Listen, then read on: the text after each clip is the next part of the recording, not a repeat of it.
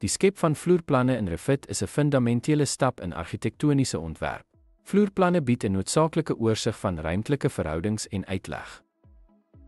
Kry toegang tot vloerplanaansig. Kies die vloerplanaansig vanaf die projekblaaier. Stel vloerplanskaal. Pas die skaalinstellings aan om duidelikheid in voorstelling te verseker.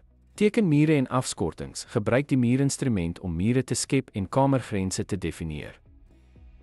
Voeg deure en vensters by. Plaas deure en vensters op gepaste plekke binne die vloerplan. Inkorporeer meubels en toebehore. Voeg meubels en toebehore by om 'n funksionele uitleg te bied. Annoteer en dimensieer. Sluit afmetings en etikette in om ruimtes en komponente te verduidelik. Byvoorbeeld, 'n argitek skep 'n gedetailleerde vloerplan vir 'n residensiële gebou, insluitend alle kamers en belangrike kenmerke.